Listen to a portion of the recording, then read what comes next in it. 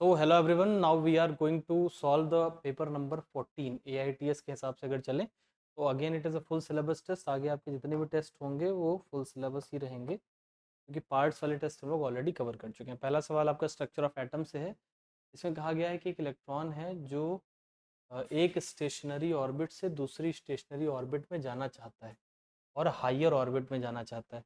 अगर कोई electron higher orbit में जाना चाहता है तो इसका मतलब ये है कि उसको एनर्जी को एब्जॉर्ब करना पड़ेगा in the form of electromagnetic radiation bye absorption of electromagnetic radiation of particular frequency. अभी जो वर्ड यहाँ पर्टिकुलर फ्रिक्वेंसी लिखा है ना, इसका मतलब ये है कि अगर आप एक पर्टिकुलर फ्रिक्वेंसी की वेवलेंथ को नहीं लेंगे, यानी कि थ्रेशोल्ड फ्रिक्वेंसी से कम की वेवलेंथ को लेंगे, तो फिर एब्जॉर्प्शन होने के बावजूद भी यहाँ पर इलेक्ट्रॉन का एमिशन नहीं होगा क्योंकि एक मिनिमम फ्रिक्वेंसी चाहिए होती है। Which one of the following is not correct for an ideal solution? Ideal solution Roberts law के हिसाब से क्या होते हैं, वो जो रॉबर्ट लॉ को फॉलो करते हैं। दूसरी बात यह है कि जिनका डेल्टा एच यानी चेंज इन एंथैल्पी जीरो होता है, यानी ना तो इस रिएक्शन में हीट निकलती है और ना तो इस रिएक्शन में हीट देनी पड़ती है। यहाँ पर ये जो डेल्टा एच लिखा है ये तो सही है, लेकिन डेल्टा वी के आगे जो नॉट इक्वल टू जीरो लिखा है ये गलत लिखा है। देखो, अगर दो आइडियल सॉल्यूशन को मिलाया जाए, जैसे 10 ml मिलाया गया और 10 ml और मिलाया गया, तो वो टोटल जो होगा वो 20 ml ही रहेगा। अगर वो 20 ml से ज़्यादा हो जाएगा तो हम कहेंगे कि डेल्टा वी पॉजिटिव है, यानी वॉल्यूम बढ़ गया है। अगर 10-10 ml मिलाया और 20 ml से कम है यानी 19 ml ही रह गया, तो हम कहेंगे डेल्टा वी नेगेटिव है, जैसा कि नेगेटिव डेविएशन में होता है। तो जब डेविएशन होगा तब डेल्टा वी ज़ीरो होगा, अदरवाइज डेल्टा वी जो है आइडियल सॉल्यूशन में जीरो ही रहेगा, जो कि यहाँ पर लिखा है नॉट जीरो। तो ये स्टेटमेंट गलत है और उन्होंने मुझसे नॉट करेक्ट ढूंढने को कहा था। मेरा करेक्ट आंसर थर्ड हो जाएगा। ग्रिग्नार्ड रिएजेंट को प्रिपेयर करते हैं ईथर्स में, लेकिन बेंजीन में प्रिपेयर नहीं करते। ये बात सही लिखी है।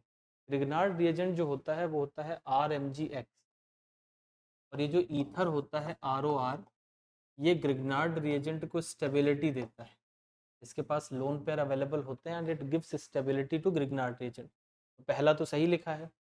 Grignard reagent are soluble in benzene, ये गलत लिखा हुआ है। क्यों? क्योंकि जो बेंजीन होता है वो नॉन पोलर है, it is a non polar substance, और नॉन पोलर जो होगा वो नॉन पोलर को ही तो डिसॉल्व करेगा। जबकि यहाँ पर अगर देखो तो ग्रिग्नार्ड रिएजेंट कैसा है, ये पोलर है। आपको पता है ये RMgX होता है, तो R नेगेटिव होता है और MgX पे पॉजिटिव साइन होता है। तो एक पोलर चीज़ एक नॉन पोलर चीज़ में सॉल्युबल नहीं होगी। इसका मतलब स्टेटमेंट फर्स्ट करेक्ट है but statement second is incorrect. तो हमारा सही जवाब हो जाएगा तीसरा ऑप्शन। ये सरल सवाल था। sp3 हाइब्रिड के अंदर कितना होता है? तो sp3 मतलब 4 ऑर्बिटल हैं जिसमें से एक है s, तो 25% s कैरेक्टर होगा। ये गलती आप भी एग्जाम में कर सकते हैं। 25 देख के मैंने टिक कर दिया, ई कैरेक्टर नहीं करना चाहिए था। 25% एस कैरेक्टर होता है। इसी तरीके से अगर आप sp2 हाइब्रिडाइजेशन में देखें तो 33% होगा, और sp हाइब्रिडाइजेशन में देखेंगे तो 50% एस कैरेक्टर प्रेजेंट होगा। Which of the following statement about the galvanic cell is incorrect? तो गैल्वेनिक सेल के बारे में आपको इनकरेक्ट पता करना है। सबसे पहले तो ये वाला जो वर्ड है लोन, ये बड़ा पॉपुलर वर्ड है। इसमें LO का मतलब होता है लॉस ऑफ इलेक्ट्रॉन, A का मतलब है एनोड पर होता है, यानी जो एनोड होती है वहाँ लॉस ऑफ इलेक्ट्रॉन होता है, और N का मतलब होता है कि जो एनोड होता है वो नेगेटिवली चार्ज होता है। Anode is negatively charge in a galvanic cell. तो आप लोन से याद रख सकते हैं कि लॉस ऑफ इलेक्ट्रॉन होगा, ऑक्सीडेशन होगा, और एनोड नेगेटिवली चार्ज होगा। तो यहाँ पर देखो oxidation occurs at the electrode with lower reduction potential, ये सही बात लिखी है। लोअर रिडक्शन पोटेंशियल ही एनोड बनता है। दो लोगों में से अगर जिसका लोअर रिडक्शन पोटेंशियल होगा वही एनोड बनेगा। कैथोड पॉजिटिव होता है, ये भी सही लिखा है, क्योंकि एनोड नेगेटिव है तो कैथोड पॉजिटिव होगा। रिडक्शन अकर्स एट कैथोड, ये भी सही लिखा है, क्योंकि ऑक्सीडेशन अगर एनोड पर हो रहा है, लॉस ऑफ इलेक्ट्रॉन या फिर आप कहते हैं ऑक्सीडेशन, तो अगर ये चीज हो रही है एनोड पर तो ऑब्वियसली कैथोड जो है उस पर रिडक्शन हो रहा होगा। तो जो गलत लिखा हुआ है ये पहला वाला ही गलत है, एनोड इज पॉजिटिव, एनोड को नेगेटिव लिखना चाहिए था। Identify the method by which tri methyl एक और दो इथेनॉइक एसिड जैसे भी मतलब बनेगा कैन बी प्रिपेयर्ड, तो इसको बनाना है मुझे। तो इन सारे मेथड्स में से ग्रिगनार्ड रिएजेंट का रिएक्शन करा रहे हैं लोग। अभी ये एल्डिहाइड कीटोन पे करा रहे हैं, तो ये देखो ये कीटोन है, और कीटोन पे जब ग्रिगनार्ड रिएजेंट का रिएक्शन कराया जाता है तो अल्कोहल बनता है टर्शरी अल्कोहल 3 डिग्री। ये यहाँ पर जो लिखा हुआ है MECO होल ट्वाइस, तो CO ये एक एस्टर है, और यहाँ पर ये Me लगा हुआ है, तो एस्टर के साथ भी एक अल्कोहल बनता है और साथ ही साथ एक बनता है एल्डिहाइड वाला मॉलिक्यूल, या फिर वो भविष्य में वो भी अल्कोहल में परिवर्तित हो जाता है। ट्रीटिंग 1 मोल, ये अगेन एल्डिहाइड है, और एल्डिहाइड को अगर आप ग्रिगनार्ड के साथ रिएक्ट कराओगे तो फिर 1 डिग्री अल्कोहल बनेगा या 2 डिग्री अल्कोहल बनेगा। लास्ट वाला है ड्राई आइस। ड्राई आइस का मतलब होता है CO2। ये CO2 है, कार्बन डाइऑक्साइड का सॉलिड फॉर्म। इसको 1 मोल इस तरीके का इन्होंने ग्रिगनार्ड रिएजेंट ले रखा है। तो देखो CO2 अगर मैं लिखूं तो इसको आप दो तरीके से इस बात को याद रखें। एक तो सबसे पहले ये याद रखो कि जो CO2 होता है उसमें अगर पोलैरिटी करेंगे तो ये नेगेटिव होगा स्लाइटली, और ये स्लाइटली पॉजिटिव होगा कार्बन। ग्रिगनार्ड रिएजेंट के अंदर ये जो CH3 होल 3 और उसके बाद फिर C और फिर MgI, तो इसके अंदर ये R वाला जो हिस्सा होता है ये नेगेटिव होता है, और जो MgX वाला हिस्सा है वो पॉजिटिव होता है। ये नेगेटिव जाके इससे जुड़ेगा, यानी कि इस कार्बन से ये चीज़ जाके जुड़ जाएगी, और ये जुड़ने के बाद इस इलेक्ट्रॉन को इधर शिफ्ट होना पड़ेगा, तो ये O माइनस बनेगा, और O माइनस में फिर आगे आके H जुड़ जाएगा, तो ये OH बन जाता है। ये तो मैकेनिज्म की बात हो गई। इस CO2 पे जाके अपना ये न्यूक्लियोफाइल जाके ऐड हो जाता है।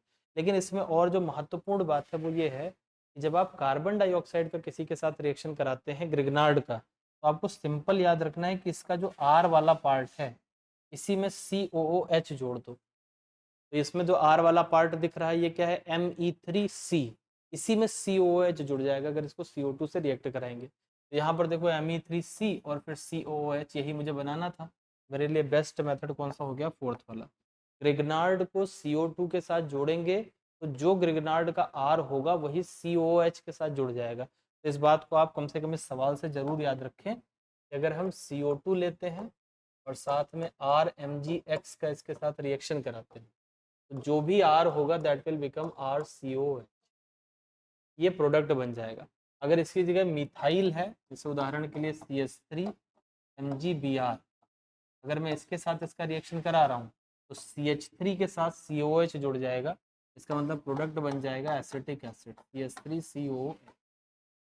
तो ये एक रिएक्शन आपको ग्रिगनार्ड का आज जरूर याद कर लेना है, CO2 के साथ जो होता है। ग्रिगनार्ड के सारे ही रिएक्शन इंपॉर्टेंट होते हैं एल्डिहाइड कीटोन के साथ, तो अभी सारे तो मैं नहीं लिख रहा, बट एटलीस्ट ये वाला तो अभी आपको इस टेस्ट में प्रिपेयर कर ही लेना है। एम्फोटेरिक ऑक्साइड इसमें से कौन सा है, तो गैलियम है।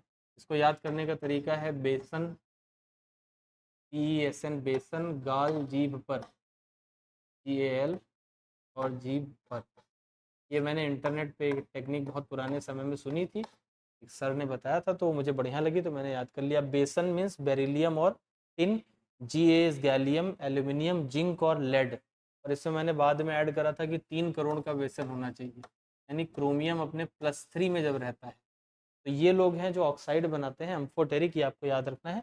अभी ऑप्शन में गैलियम दिया हुआ है तो we will go with that option. Octet rule किसमें ऑबे नहीं हो रहा है, नॉट ऑबेड। तो PCl5 में अगर आप देखें तो जो फॉस्फोरस है उसके पास कितने इलेक्ट्रॉन होते हैं, 5, और इन 5 इलेक्ट्रॉन के बाद क्लोरीन से भी इसको कितने मिल जाएंगे, 5 इलेक्ट्रॉन।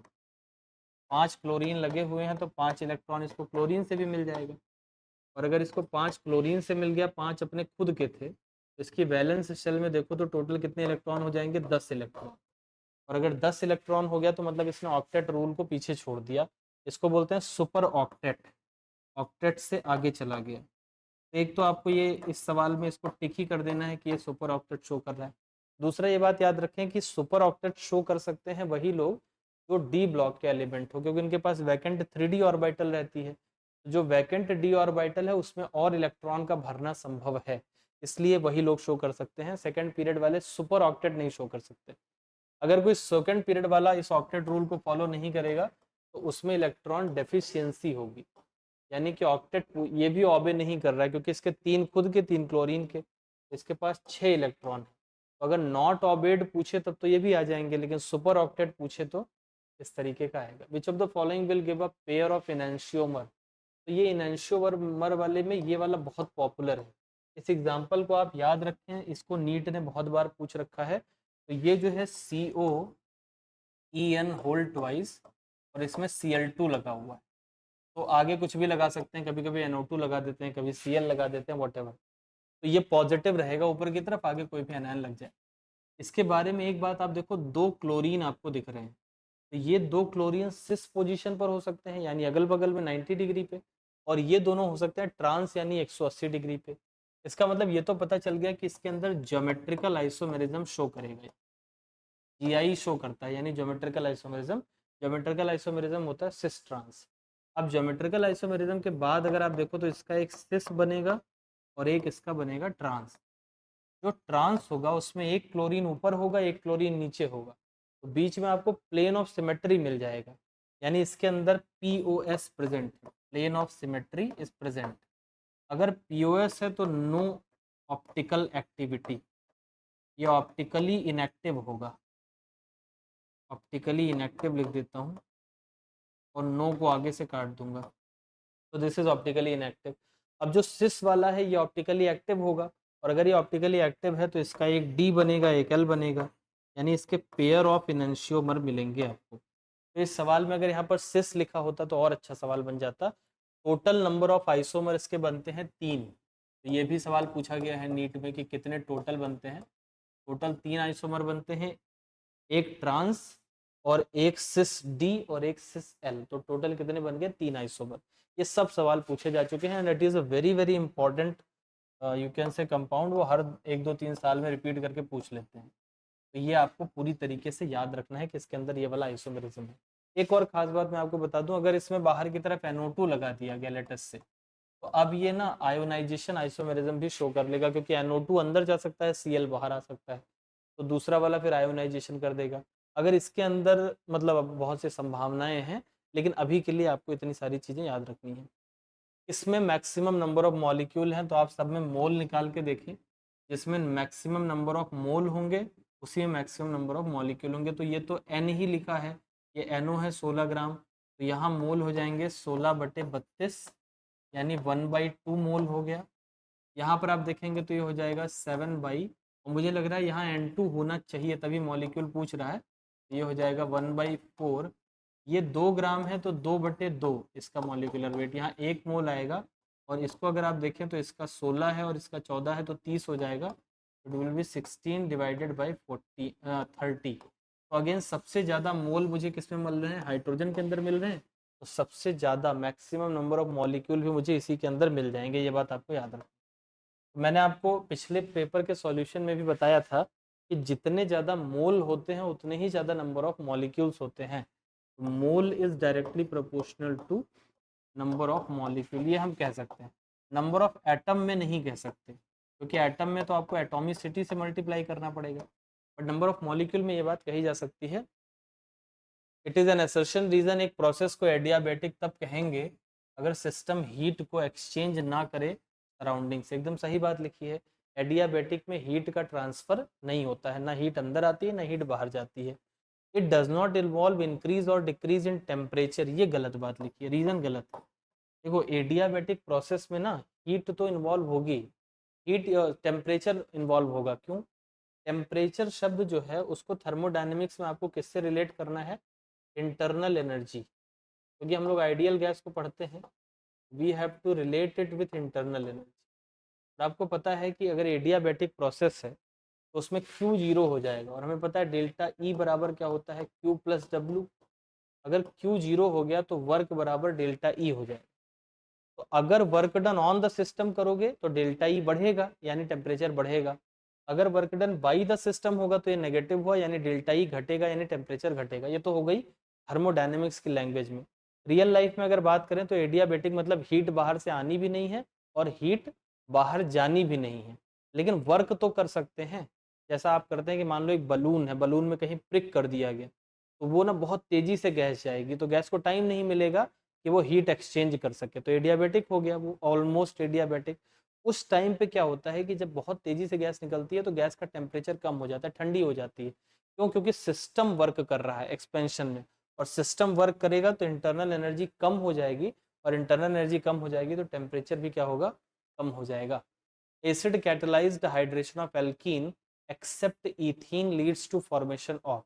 तो आप देखो कोई भी एल्कीन हो, मान लेते हैं ये एल्कीन, इसका अगर आप एसिड कैटेलाइज हाइड्रेशन करोगे तो एक तरफ H जुड़ेगा और एक तरफ OH जुड़ेगा, तो सेकेंडरी अल्कोहल इसके अंदर बन के तैयार हो जाएगा।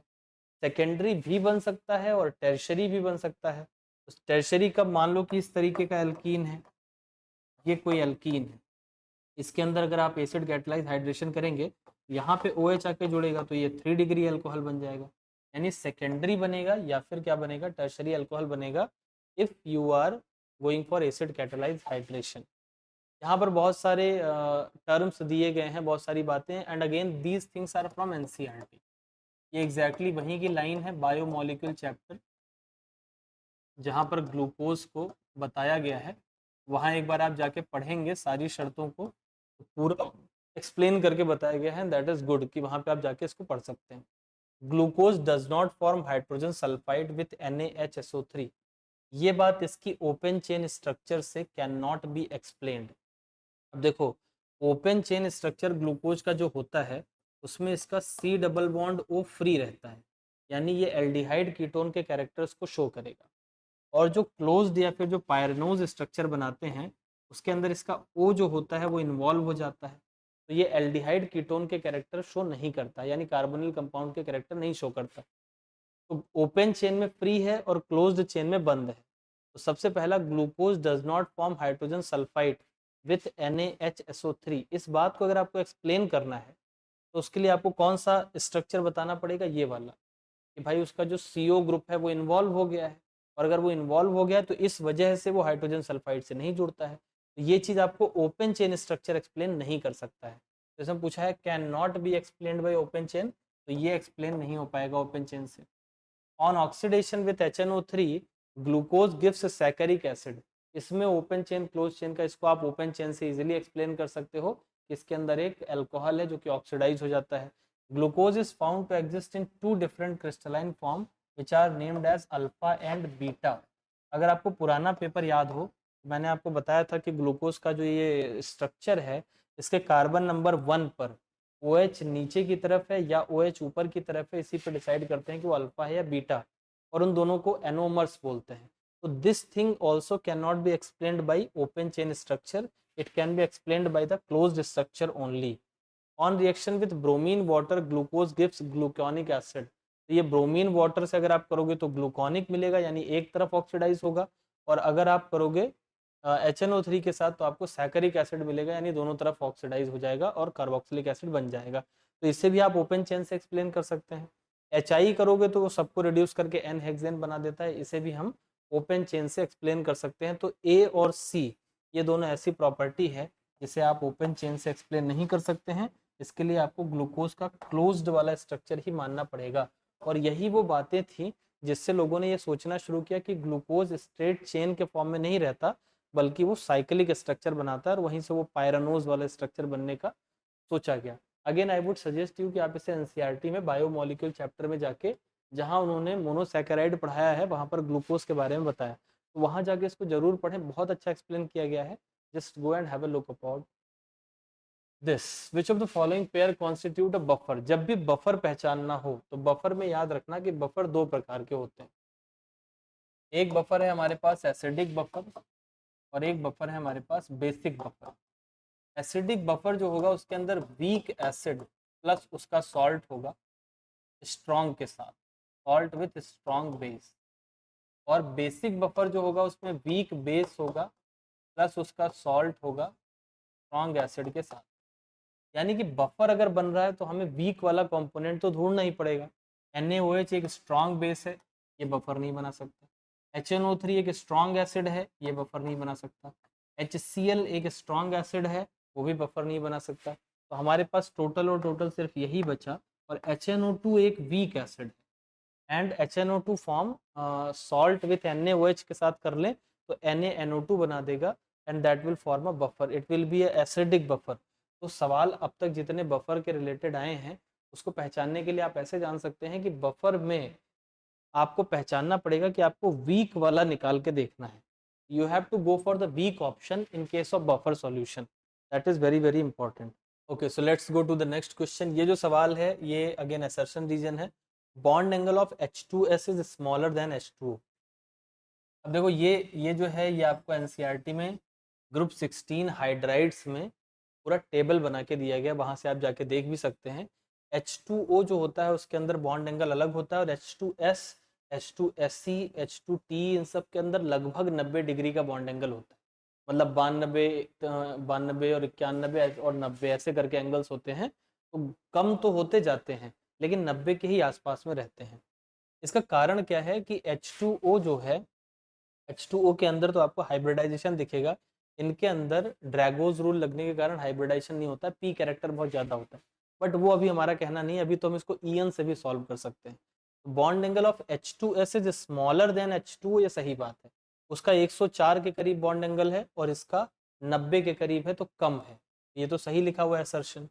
Electronegativity of the central atom increases and bond angle decreases, ये गलत बात लिखी है। इन दोनों में देखो सेंट्रल एटम ऑक्सीजन है, इसका EN ज़्यादा है और इसका बॉन्ड एंगल भी ज़्यादा है।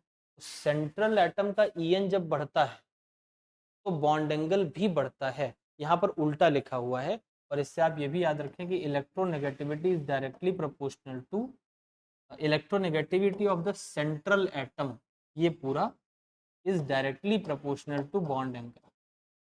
ये बॉन्ड एंगल के डायरेक्टली प्रोपोर्शनल होता है, इन्वर्सली नहीं होता है।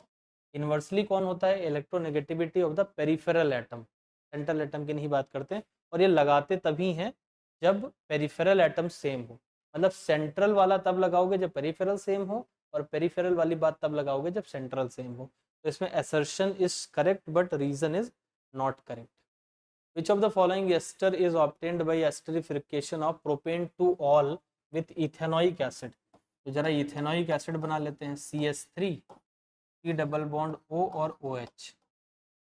और प्रोपेन टू ऑल बना लेते हैं, तो प्रोपेन टू ऑल कैसा होता है? CH3, C, और यहाँ पे भी CH3 लगा देते हैं, और यहाँ पे ये OH, और यहाँ हाइड्रोजन लगा हुआ रहेगा। This is propane two all. अब आपको ये समझना पड़ेगा कि जो एस्टरिफिकेशन होता है वो एक्चुअल में एक न्यूक्लियोफिलिक सब्स्टिट्यूशन रिएक्शन। कैसे? यहाँ पर क्या होता है कि ये यहाँ से H जाएगा और ये O माइनस बन जाएगा, और ये न्यूक्लियोफाइल बन के यहाँ आके अटैक करेगा, तो यहाँ से OH हट जाएगा। शॉर्ट में अगर मैं कहूँ कि क्या होता है इसके अंदर, तो एक तो होता है ROH और एक होता है RCOOH। ये दो लोग हैं इसके अंदर, एक RCOOH है और एक ROH है। तो यहाँ पे क्या होगा कि ये जो OH है इसका, ये यहाँ से हट जाएगा, लीविंग ग्रुप है ये, this is a leaving group, और यहाँ पे आके OR जुड़ जाएगा, तो RCOOR प्रोडक्ट हो जाएगा एंड दैट इज एस्टर। अब इससे रिलेटेड बहुत सारे सवाल पूछे गए हैं। जैसा एक तो पूछा जाता है कि ये जो ऑक्सीजन आता है ये किससे मिलता है, अल्कोहल से मिलता है कि एसिड से? तो आपको दिख रहा होगा OR कहाँ से आ रहा है, अल्कोहल से। कई बार वो यहाँ पर O18 लिख देते हैं, कहते हैं कि यहाँ O18 यहाँ पर रहेगा कि यहाँ पर रहेगा, तो O18 यहाँ पर रहेगा। तो ये दो सवाल हो गए। दूसरी बात पूछा जाए कि ये किस रिएक्शन का एग्जाम्पल है, तो it is an example of nucleophilic substitution reaction. चौथी बात तो अभी सामने आपके है ही है कि बनाने को कह दें तो आपको बस ये चीज उठा के यहाँ चिपका देनी है। तो क्या बन जाएगा? देखो CH3, C double bond O तो पहले था, यहाँ से O लिया और यहाँ पे C और CH3 होल ट्वाइस, ये इतना लाके यहाँ पर लगा दिया, तो CCH3 होल ट्वाइस, और ये जुड़ा है ऑक्सीजन से, के तो इथेनोइक एसिड है CH3, C double bond O and then after CH3 whole twice, ये वाला ऑप्शन सही हो जाएगा, तीसरा ऑप्शन। अब पहचानने में मुझे दिक्कत हो रही थी। This is CH3, C double bond O and then after है CH3 होल ट्वाइस, यानी कि ऑप्शन नंबर 3 सही हो जाएगा। By which reaction ethene is obtained from ethyne? तो इथाइन आपको पता है कि क्या होता है, C ट्रिपल बॉन्ड C, ये है इथाइन, और इथीन क्या होता है, C डबल बॉन्ड C, और यहाँ भी H, यहाँ भी H। इन दोनों में तो आप साफ साफ देख के बता सकते हो कि अगर इससे ये बनाना चाहते हो तो हाइड्रोजन जोड़ना पड़ेगा, यानी आपको करना पड़ेगा हाइड्रोजिनेशन, तो आपको इथीन मिल जाएगा from ethyne. Which of the following element form basic oxide, तो बेसिक ऑक्साइड के लिए ट्रिक याद रखें, MOB। MOB का मतलब क्या होता है कि मेटल के ऑक्साइड बेसिक होते हैं, मेटल ऑक्साइड्स आर बेसिक। और इससे जो जुड़ी अन्य बातें हैं जो कॉमन सेंस से आप सोच सकते हैं वो भी सोच लें, जैसे नॉन मेटल के ऑक्साइड एसिडिक होंगे, और मोस्ट ऑफ द टाइम जो मेटलॉइड्स होते हैं या सेमी मेटल्स होते हैं उनके जो ऑक्साइड होते हैं वो एम्फोटेरिक होते हैं। और एम्फोटेरिक मैंने अभी आपको याद करवाए थे बेसनगाल जी पर। तो उनके अलावा जो आपको मेटल दिखे उसका बेसिक, जो नॉन मेटल दिखे उसका एसिडिक। इनमें जो सबसे ज़्यादा मेटेलिक कैरेक्टर दिख रहा है वो मैग्नीशियम है। मेटल पाए जाते हैं on the left side of periodic table पे। Hinsberg method to separate amines is based on the use of, तो हिंसबर्ग में एक रिएजेंट यूज होता है और वो रिएजेंट होता है बेंजीन सल्फोनिल। बेंजीन बनाया, फिर सल्फोनिल लिया, और फिर यहाँ पर क्लोराइड लिया। अब इसको जब एमीन से रिएक्ट कराते हैं तो क्या होता है, जैसे अगर मैं एक प्राइमरी एमीन ले लूँ RNH2, तो इस RNH2 में क्या होगा, यहाँ ये लोन पेयर जो है ये यहाँ से हटेगा Cl, और Cl हटने के बाद ये नाइट्रोजन यहाँ से आके जुड़ जाएगा, और एक H इसके साथ से हट जाएगा जो इससे जुड़ जाएगा, HCl बन जाएगा। तो ये जो N यहाँ से आके जुड़ेगा, अगर प्राइमरी अमीन है तो देखो एक H अभी भी बचा रह जाएगा, एक तो HCl के साथ चला गया, एक H बचा है, और इसकी वजह से ये एसिडिक होगा और ये NaOH में डिसॉल्व हो जाएगा। तो primary amine react with benzene sulphonyl chloride and the product is dissolved in NaOH also. Secondary amine होगा तो उसमें आपको पता है दो तरफ R ही होता है, तो एक ही H है जो HCl के साथ जुड़ के HCl बना लेगा, और ये चीज जाके जुड़ेगी तो H बचा ही नहीं।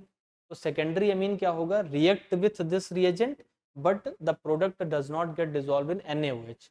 अब तीसरा जो टर्शरी अमीन होते हैं उसमें तो तीनों तरफ RH ही नहीं है, तो वो रिएक्ट ही नहीं करेगा। तो this is a way, this is a reagent जिससे हम लोग 1 डिग्री 2 डिग्री और 3 डिग्री अमीन को डिफरेंशिएट कर सकते हैं, और इस मेथड को बोलते हैं हिंसबर्ग मेथड।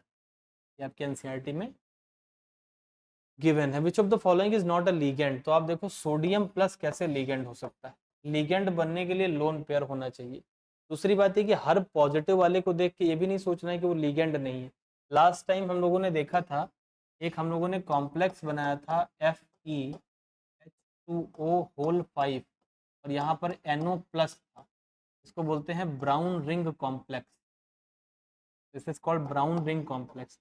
अब इस कॉम्प्लेक्स में आप देख सकते हैं कि जो NO प्लस है that is behaving as ligand, ये डोनेट तो कर रहा है, मतलब ऐसा नहीं कि पॉजिटिव वाले लिगेंड बन ही नहीं सकते। लिगेंड बनने की शर्त यह है कि आपके पास लोन पेयर ऑफ इलेक्ट्रॉन होने चाहिए। तो यहाँ पर सोडियम प्लस के पास कोई लोन पेयर ऑफ इलेक्ट्रॉन नहीं, स्टेबल है ऑक्टेट के साथ, तो ये नहीं बनेगा। Which one of the following is ethyl और डाई मिथाइल अमीनो ब्यूटेनोएट। तो सबसे पहले ये जो लिखा हुआ है इथाइल, ये एस्टर का नाम है, एस्टर का नाम होता है एल्काइल एल्केनोएट, एल्काइल एल्केनोएट। इसमें एक चीज जाने रहो, ये जो एल्काइल शब्द आता है शुरुआत वाला, वो हमेशा आता है जो ओ से जुड़ा होता है। तो मतलब मेरा ओ के साथ इथाइल जुड़ा होना चाहिए, ओ के साथ इथाइल चारों ऑप्शन में है, तो ये बात तो मैं समझ गया कि इन चारों में से कोई भी हो सकता है। अब उसके बाद इथाइल के बाद जो चीज़ है वो ब्यूटेनोएट है, लेकिन उसमें 4 नंबर पे लगा हुआ है डाई मिथाइल अमीनो। तो यहाँ से हम लोग 1 नंबर देखें, 2 नंबर, 3, और ये 4 तो यहीं पे आके ख़त्म हो गया। फिर इसके बाद इनको देखें, 1 नंबर, 2, 3 और 4 नंबर पे तो देखो मिथाइल लगे हुए हैं, 2 2 डाई मिथाइल। यहाँ पर अगर देखो तो 1 नंबर ये है, 2 ये है, 3 ये है, 4, और 4 पे क्या लगा हुआ है, दैट इज डाई मिथाइल और एमिनो। एमिनो कब बोलते हैं, व्हेन NH2 इज अटैच्ड, और NH2 के साथ एक मिथाइल जुड़ा हो तो उसको बोलेंगे मिथाइल एमिनो। 2 अगर जुड़े हैं तो उसको बोलेंगे डाई मिथाइल एमिनो। तो 4 नंबर पे जुड़ा हुआ है डाई मिथाइल अमीनो और ब्यूटेनोएट है, तो ये करेक्ट हो जाएगा। अब किसी के मन में आए कि सर ये वाले पे आप कह दो डाई मिथाइल अमीनो, इसको ऐसे नहीं लिखेंगे, इसको तो 4 के बाद एक और आगे बढ़ा लेंगे ना, 5 नंबर कार्बन ये हो जाएगा। इसको बोलेंगे 4 मिथाइल 4 अमीनो, और ब्यूटेनोएट तो ऑब्वियसली बोला ही जाएगा कि सॉरी पेंटेनोएट बोला जाएगा क्योंकि 5 कार्बन।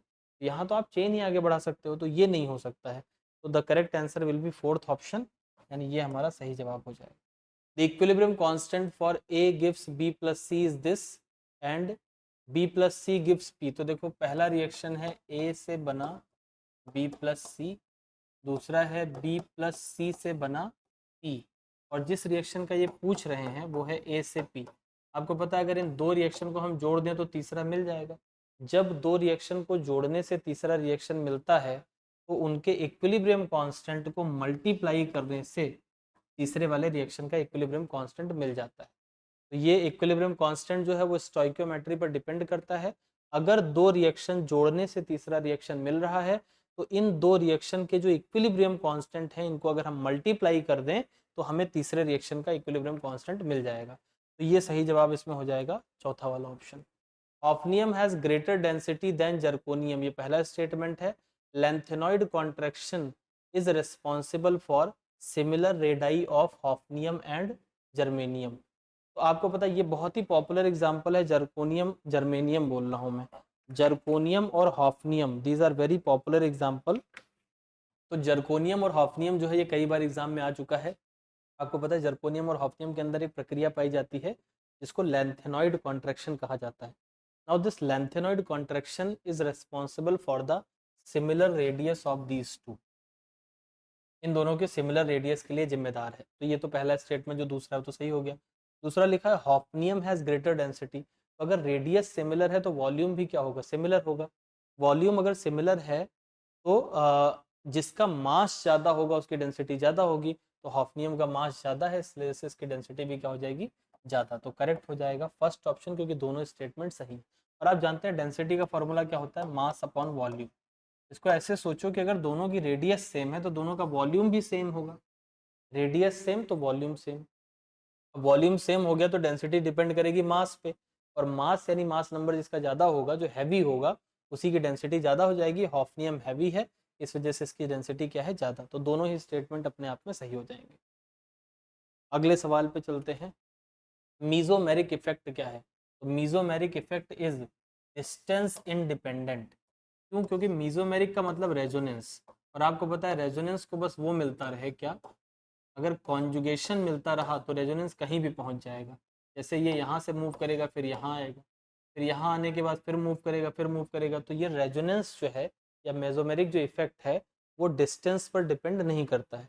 कौन सा इफेक्ट है जो डिस्टेंस पर डिपेंड करता है, तो दैट इज इंडक्टिव इफेक्ट। तीसरे कार्बन के बाद इंडक्टिव इफेक्ट लगभग प्रभावशाली नहीं रह जाता है, प्रभावहीन हो जाता है। Inductive effect depends upon distance, but mesomeric effect distance पर डिपेंड नहीं करता है। विच of the following carboxylic acid can be esterified most easily. Esterification में आप देखो, ये अगर मैं इस तरीके से बनाऊं CH3 C double bond O और OH, तो यहाँ पर इस कार्बन पे आप देखें जितना पॉजिटिव चार्ज रहेगा, जितना ज़्यादा पॉजिटिव चार्ज, उतनी जल्दी इस पे OR आके अटैक करेगा, OR माइनस, मतलब उतना इजीली अटैक करेगा। तो एस्टरीफिकेशन तब अच्छा होगा जब इस पे पॉजिटिव चार्ज ज़्यादा रहे। अब यहाँ पे अगर बहुत सारे मिथाइल ग्रुप लग गए हैं, मतलब अगर ऐसा कार्बन लगा हुआ है जिसमें बहुत सारा प्लस आई इफेक्ट है, तो प्लस आई इफेक्ट अगर करेगा तो इस पॉजिटिव चार्ज को कम करेगा, और पॉजिटिव चार्ज को कम करेगा अगर, तो फिर ये एस्टरीफिकेशन आसानी से नहीं हो पाएगा। ये तो मैंने आपको पूरी मैकेनिज्म बताई। शॉर्ट में याद करने के लिए सबसे हल्का जो होता है कार्बोक्सिलिक एसिड वो सबसे आसानी से जाता है फॉर एस्टरीफिकेशन। तो करेक्ट आंसर हो जाएगा CH3COH। और अगर यहाँ पर एक NO2 लगा दिया जाए तो और मजा आ जाएगा। NO2 तो खींच लेता है इलेक्ट्रॉन, तो वो पॉजिटिव चार्ज को और बढ़ाएगा तो एस्टरीफिकेशन और आसानी से हो जाएगा।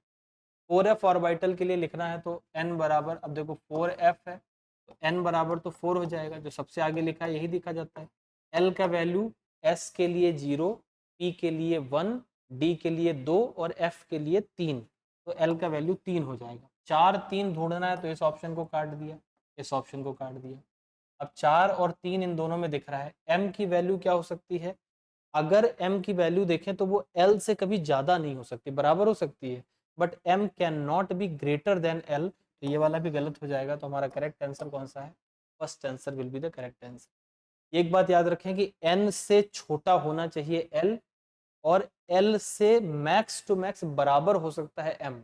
M बड़ा नहीं हो सकता, बराबर हो सकता, यहाँ तो बराबर ही नहीं हो सकता N और L, N से छोटा ही होना चाहिए L, और L और M मैक्स टू मैक्स बराबर हो सकते हैं। यहाँ पर असर्शन लिखा है, the order of reaction can have fractional value, बिल्कुल हो सकती है। ऑर्डर ऑफ रिएक्शन आप केमिकल काइनेटिक्स में आपने देखे होंगे ऐसे उदाहरण जहाँ पर ऑर्डर ऑफ रिएक्शन फ्रैक्शनल होता है। The order of a reaction can not be written from balanced equation of a reaction. ये बात भी सही है कि आप बैलेंस्ड इक्वेशन से लिख नहीं सकते। क्यों? क्योंकि ऑर्डर ऑफ रिएक्शन जो होता है it is an experimental value, तो आप इसको ना एक्सपेरिमेंट करके निकालते हैं।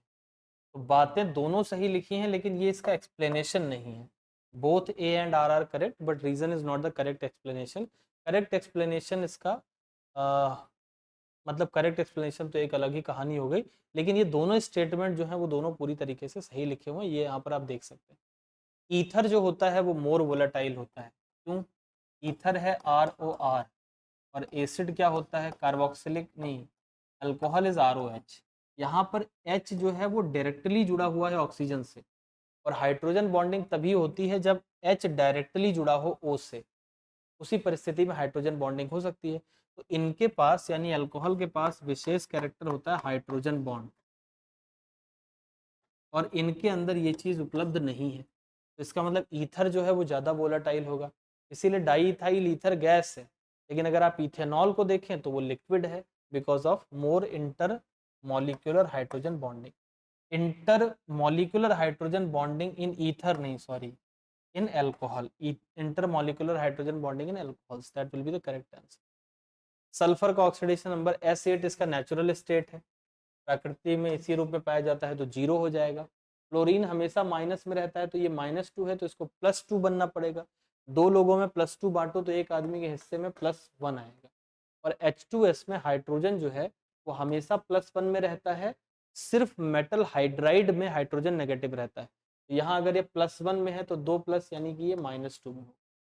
पहला मेरा होना चाहिए 0 देन +1 देन -2। करेक्ट आंसर पहला ही ऑप्शन हो जाएगा।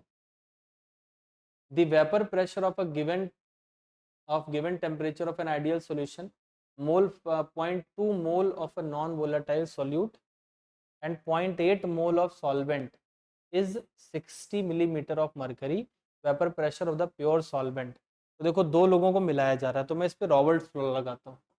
रॉबर्ट लॉ क्या होता है? P total is equals to P naught A XA plus P naught B XB। इसमें A को मैं सॉल्यूट मान रहा हूँ, B को मैं सॉल्वेंट मान रहा हूँ। इन्होंने कहा है कि 0.2 मोल है एक नॉन वोलाटाइल सॉल्यूट।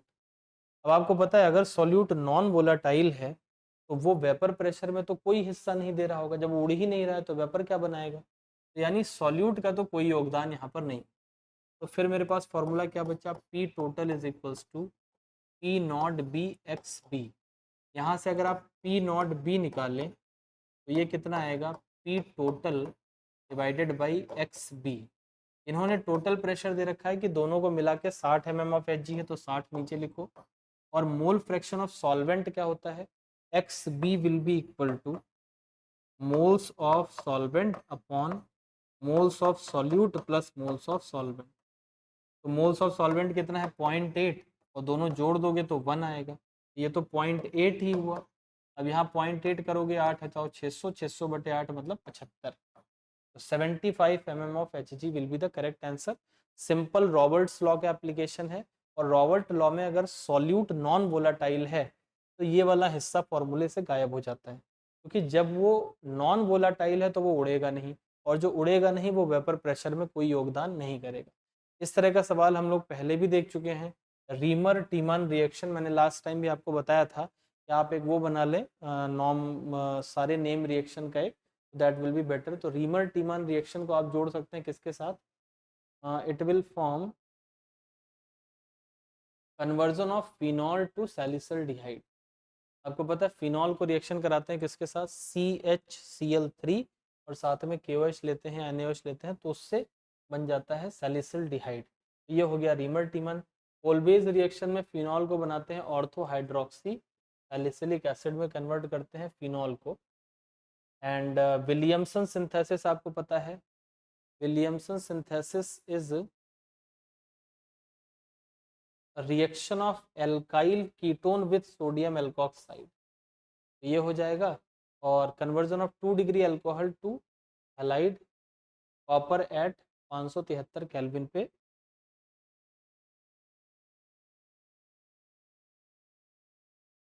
अगर 2 डिग्री अल्कोहल को अगर हम लेंगे तो वो कन्वर्ट हो जाएगा किस में,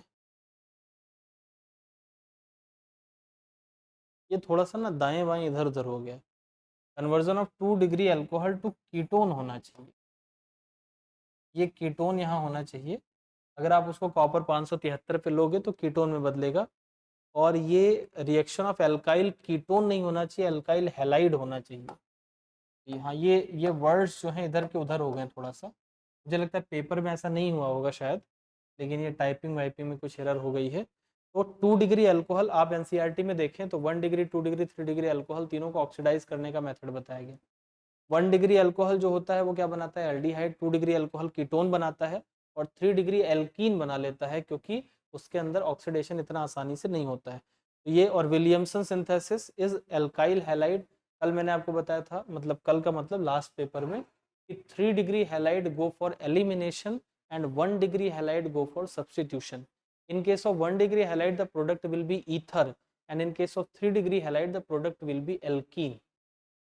An ideal gas expand in volume from 1 into 10 raised to the power minus 3 to 1 into 10 की power minus 2 millimetre cube constant pressure दिया है, वर्क डन। तो वर्क का फॉर्मूला क्या होता है, minus P delta we, minus लिख दूंगा, प्रेशर कितना है 10 की पावर 5, और डेल्टा वी का मतलब होता है V2 minus V1।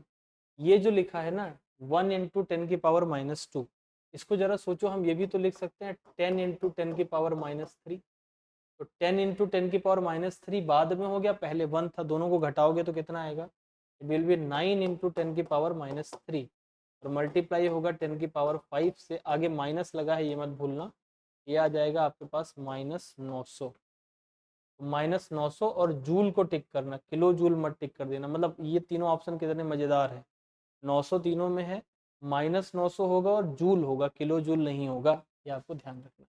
assertion reason again, lone pair repulsive interactions are greater than lone pair bond pair, सही लिखा है। दूसरा लिखा है कि space occupied by lone pair electron is more as compared to bond pair, ये दोनों बातें सही हैं और ये इसका एक्सप्लेनेशन भी है।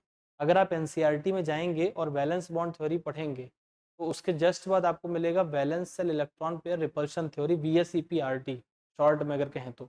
वहां पे ना ये लाइन बिल्कुल एग्जैक्टली ऐसी ही लिखी है जैसी मतलब यहाँ लिखी है, this line has been taken exactly from NCERT. तो आपको इस बात का ध्यान रखना है कि ये आप जाके वहां पर एक बार पढ़ें कि जो लोन पेयर होता है वो ज़्यादा जगह खाता है, ज़्यादा स्पेस ऑक्यूपाई करता है, इस वजह से इसमें जो रिपल्शन है वो थोड़ा सा ज़्यादा है in comparison to bond pair. Which of the following complex is expected to absorb visible light. देखो क्रोमियम जब +3 में रहता है तो वो D3 कॉन्फ़िगरेशन बनाता है, याद रखना इस बात को, क्रोमियम अगर +3 में है तो D3 कॉन्फ़िगरेशन बना रहा है। और मैंने आपको इससे पहले वाले पेपर में पूरा एक्सप्लेन करके बताया था कि जो D3 कॉन्फ़िगरेशन है उसमें पेयरिंग नहीं कराएगा, जो स्ट्रॉन्ग फील्ड लिगेंड होगा वो भी, क्योंकि उसको 2 कमरे तो खाली मिल ही रहे हैं। तो D3 will be D3 and it will be paramagnetic and it will be colourful and it will absorb visible light. बाकी आप देखें तो उसके अंदर अनपेयर्ड इलेक्ट्रॉन बाकी लोगों के अंदर है नहीं, वो ऐसा नहीं शो करेंगे। Compound that does not react with 2,4 dinitrophenyl hydrazine. अब ये जो 2,4 डाइनाइट्रोफिनाइल हाइड्राजीन है ना, ये रिएक्ट करता है किसके साथ, कार्बोनिल कंपाउंड के साथ, कार्बोनिल कंपाउंड्स के साथ ही रिएक्ट करता है, और ये डिफरेंशिएट करने के लिए भी इस्तेमाल करता है। तो यहाँ पर आप देखो ये कीटोन है, एल्डिहाइड है, कीटोन है, ये तो सही है, अल्कोहल के साथ ये रिएक्शन नहीं करेगा। 2,4 डाइनाइट्रोफिनाइल हाइड्राजीन बनाने के लिए सबसे पहले आप क्या बनाएं, हाइड्राजीन। तो दिस इज हाइड्राजीन, NH2 को हाइड्राजीन बोलते हैं। अब इसके बाद अगर मैं इसमें एक तरफ फिनाइल लगा दूं तो इसका नाम हो जाएगा फिनाइल हाइड्राजीन। अभी तक ये हाइड्राजीन था, अब एक तरफ ये डब्बा बना दिया तो इसका नाम क्या हो गया, फिनाइल हाइड्राजीन। अब इसी पे अगर इस डब्बे पे मैं 2 नंबर पे एक NO2 लगा दूं और 4 नंबर पे एक NO2 लगा दूं तो इसका नाम हो जाएगा 2,4 dinitrophenyl hydrazine. It is 2,4 dinitrophenyl hydrazine. ये इस तरीके से बनके तैयार हो जाएगा। और ये रिएक्ट करते हैं किनके साथ, कार्बोनिल कंपाउंड के साथ, टेस्ट के रूप में भी यूज करते हैं। न्यूट्रल या फेंटली अल्कलाइन मीडियम में AMNO4 का इन्होंने कहा है कि कितने का चेंज आएगा, तो 3 का चेंज आता है। देखो ऐसे याद रखना, बना 1 3 5, मैंने ऐसे रट लिया था।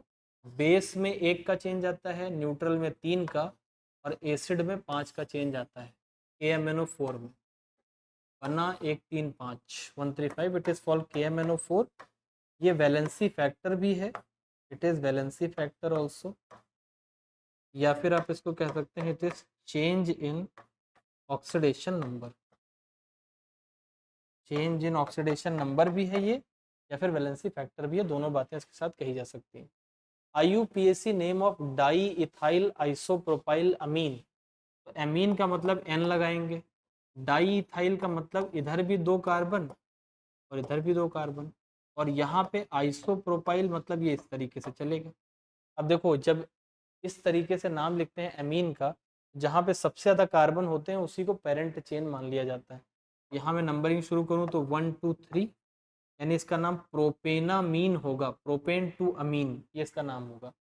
नाउ N पे लगा हुआ है दो तरफ डाई इथाइल, तो पहले लिखेंगे NN डाई इथाइल प्रोपेन, और 2 पे अमीन है, the name will be NN di ethyl propane two amine. Identify the alkyne, तो देखो जब ओजोनोलिसिस का सवाल आए तो उल्टा चलो। ओजोनोलिसिस क्या करता है, डबल बॉन्ड को तोड़ के OO बना देता है। इसका स्ट्रक्चर अगर मैं देखूं तो ये कैसा है, CH3 C double bond O और H, यही है। तो आपको अगर इससे एल्कीन बनाना है तो आप इसी तरीके का एक मॉलिक्यूल और लें और इसको ऐसे उलट के रख दें, यानी O double bond C H और CH3, और इन दोनों O को साथ में गायब करके जोड़ दो, ये एल्कीन बनके तैयार हो गया। तो एल्कीन इसका कैसे बना, CH3, फिर यहाँ C है डबल बॉन्ड C, और यहाँ H है, और यहाँ पर भी CH। ये 2-4 बार आप करोगे तो आपको प्रैक्टिस हो जाएगी कि ये किस तरीके से बनता है। तो एल्कीन बन गया। अब देखो ये एल्कीन किसी एल्काइन से बना है, तो एल्काइन में बस यहाँ ट्रिपल बॉन्ड लग गया होगा, तो CH3 C triple bond C CH3, ये सही हो जाएगा। इसको लेंडार कैटलिस्ट से करा तो यहाँ डबल बॉन्ड आ गया, फिर तोड़ा तो यहाँ डबल बॉन्ड टूट के OO आ गया ओजोनोलिसिस में, और एसिटल्डिहाइड बन गया उससे। Consider the following statement, increase in concentration of reactant increases the rate of a zero order reaction, गलत बात बोली गई है। जीरो ऑर्डर का मतलब ही क्या होता है, R बराबर K A की पावर 0, मतलब रेट जो है वो डिपेंड ही नहीं करता है किस पे, कॉन्सेंट्रेशन पे। यहाँ इंक्रीज कर रहे हैं, गलत बात लिखिए, तो ये तो गलत स्टेटमेंट होगा। Rate constant K is equal to collision frequency if EA बराबर 0, तो इसमें देखो K बराबर क्या होता है, A E की power minus EA upon R। अब इस चीज में सोचो, अगर ये 0 हो जाए तो ये 0 होगा तो ये पूरा का पूरा टर्म 0 हो जाएगा।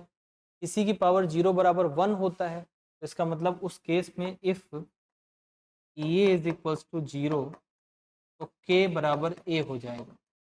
तो K को बोलते हैं क्या, तो यहाँ पर देखो लिखा है रेट कांस्टेंट K इक्वल हो जाएगा कॉलिजन फ्रीक्वेंसी A के, अगर EA बराबर 0 हो, तो ये सही बात लिखी है। Rate constant K is equal to collision frequency A if EA is infinite, गलत बात लिखी है, 0 पे होता है, इनफाइनाइट पे नहीं होता। ln K वर्सेस T का ग्राफ स्ट्रेट लाइन है, गलत बात। ln K वर्सेस 1/T का स्ट्रेट लाइन है, ये सही बात। अगर आपको याद हो तो इससे जस्ट पिछले वाले सॉल्यूशन में मैंने कहा था कि ध्यान रखना ln K versus 1/T straight line होता है, वहां पे उन्होंने T वाला पूछा था, जो कि ये किस तरीके से बन रहा था, इंक्रीजिंग ग्राफ बन रहा था। तो सही वाले मेरे पास हो गए B एंड E, यानी करेक्ट ऑप्शन है second. Which of the following molecule can show metamerism, metamerism तब होता है जब दो तरफ जुड़ने वाला ग्रुप हो। ये ROR जो है ये ईथर है, पॉलीवैलेंट फंक्शनल ग्रुप होना चाहिए, it is a polyvalent functional group. अब अगर पॉलीवैलेंट फंक्शनल ग्रुप है तो उसमें जो ये एल्काइल है इसको दाएं बाएं कर सकते हैं। जैसे मान लो मेरे पास 4 हैं कार्बन, तो मैं 2-2 भी लगा सकता हूँ, 1 और 3 भी लगा सकता हूँ, उसी को मेटामर बोलते हैं, different arrangement of alkyl on either side of a polyvalent functional group. ये मैं आपको लास्ट टाइम बता चुका हूँ कि कैसे बढ़ता है। प्लस प्लस में बढ़ता जाएगा, माइनस माइनस में घटता जाएगा। तो सबसे पीछे -2, फिर माइनस, फिर O2, फिर ये इसका 2 होता है, इसका 50 पैसा बढ़ाओ, इसका 50 पैसा घटाओ, 50 पैसा और घटाओ, ये बॉन्ड ऑर्डर का करेक्ट ऑर्डर हो जाएगा। बहुत ही पॉपुलर है, बहुत बार नीट से पूछ चुका है। Consider the reaction 2A + B gives a product when concentration of B was doubled. इसमें से B का कॉन्सेंट्रेशन डबल किया गया, तो हाफ लाइफ पे कोई फर्क नहीं पड़ा। ऐसा कब होता है कि हाफ लाइफ कॉन्सेंट्रेशन पे डिपेंड ना करे? ये होता है फर्स्ट ऑर्डर, क्योंकि आपको पता है जीरो ऑर्डर में half life directly proportional to concentration होती है, सेकेंड ऑर्डर में इनवर्सली प्रोपोर्शनल होती है, और फर्स्ट ऑर्डर में डिपेंड नहीं करती। तो यानी पी के रेस्पेक्ट में ऑर्डर है फर्स्ट, पी के रेस्पेक्ट में फर्स्ट ऑर्डर है। फिर कह रहे हैं जब कॉन्सेंट्रेशन ए का डबल किया गया तो रेट ऑफ रिएक्शन भी डबल हो गया, यानी ये भी फर्स्ट ऑर्डर की बात को कह रहा है। ए के रेस्पेक्ट में भी फर्स्ट ऑर्डर है। अब अगर ए के रेस्पेक्ट में भी फर्स्ट ऑर्डर, बी के भी, तो मतलब ओवरऑल ऑर्डर ऑफ रिएक्शन क्या हो गया? Second order. ओवरऑल ऑर्डर तो दोनों को जोड़ के बताया जाता है, और सेकेंड ऑर्डर के लिए के का यूनिट क्या होता है? लीटर पर मोल पर सेकेंड। देखो फर्स्ट ऑर्डर के लिए क्या रहेगा? मोल पर लीटर पर सेकेंड, और जीरो ऑर्डर के लिए मोल पर लीटर पर सेकेंड। फर्स्ट ऑर्डर में सिर्फ पर सेकेंड, और सेकेंड ऑर्डर में लीटर पर मोल पर सेकेंड। ये यूनिट आपको के की याद रखनी है for all the orders, unit of के।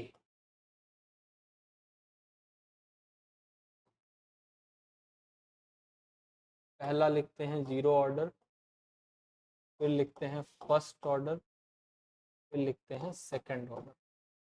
तो जीरो ऑर्डर के लिए होता है मोल पर लीटर पर सेकेंड, यही रेट ऑफ द रिएक्शन का भी तो यूनिट है। फिर फर्स्ट ऑर्डर के लिए हो जाएगा पर सेकेंड, और इसके लिए उल्टा हो जाएगा लीटर पर मोल पर second. This will be the unit. ये तीन यूनिट आपको रट के रखनी है एग्जाम के लिए। अगर हम डेनियल सेल को लें, again it is from NCERT, अगर आप देखेंगे तो फर्स्ट पेज पे इलेक्ट्रोकेमिस्ट्री चैप्टर में बनाया गया है। अगर आप देखें तो डेनियल सेल का खुद का वोल्टेज 1.1 होता है।